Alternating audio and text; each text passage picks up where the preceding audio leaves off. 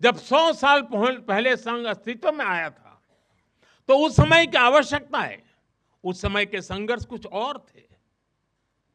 तब हमें सैकड़ों वर्षों की राजनीतिक गुलामी से मुक्ति पानी थी, अपने सांस्कृतिक मूल्यों की रक्षा करनी थी।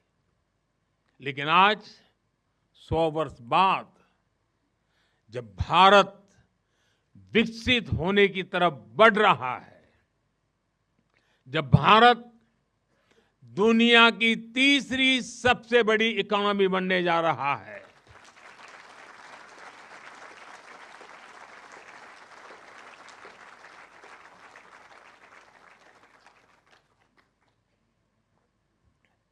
जब देश और देश का बहुत बड़ा गरीब वर्ग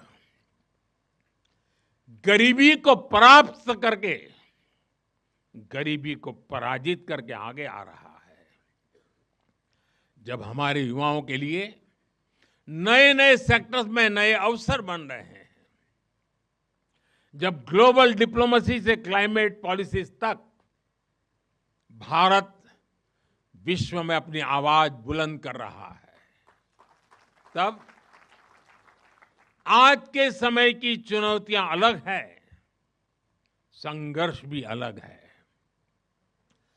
दूसरे देशों पर आर्थिक निर्भरता हमारी एकता को तोड़ने की साजिश है। डेमोग्राफी में बदलाव के षड्यंत्र। एक प्रधानमंत्री के नाते मैं नम्रतापूर्वक कहूंगा कि मुझे बहुत संतोष है कि हमारी सरकार इन चुनौतियों से तेजी से निपट रही है।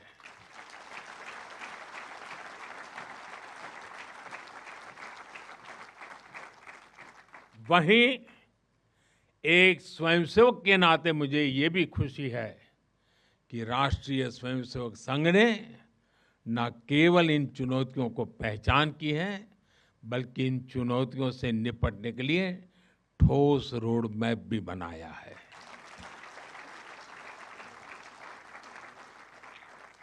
अभी माननीय दत्ता जी ने जिन चीजों का उल्लेख किया, मैं अपने तरीके से फिर से एक बार उसका उल्लेख करना चाहूंगा।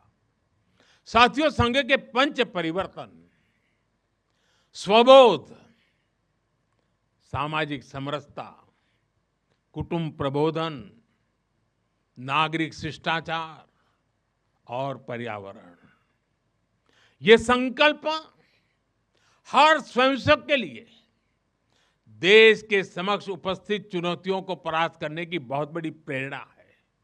साथियों, स्वबोध यानी स्वयं का बोध, स्वबोध यानी गुलामी की मानसिकता से मुक्त होकर अपनी विरासत पर गर्व करना, स्वभाषा पर गर्व करना।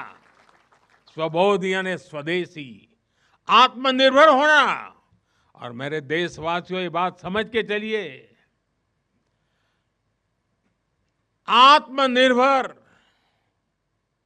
ये विकल्प के तौर पर नहीं है, ये अनिवार्यता के रूप में है।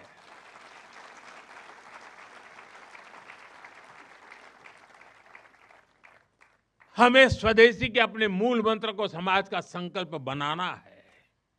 हमें वोकल फॉर लोकल के अभियान को उसकी सफलता के लिए वोकल फॉर लोकल ये हमारा निरंतर एक नई ऊर्जा प्रदान करने वाला घोषवाक्य होना चाहिए, प्रयास होना चाहिए। साथियों, संघ ने सामाजिक समरसता को हमेशा अपनी प्राथमिकता बनाए रखा है। सामाजिक समरसता यानी वंचित को वरीयता देकर सामाजिक न्याय की स्थापना करना, देश की एकता को बढ़ाना। आज राष्ट्र के सामने ऐसे संकट खड़े हो रहे हैं जो हमारी एकता, हमारी संस्कृति और हमारी सुरक्षा पर सीधा प्रहार कर रहे हैं।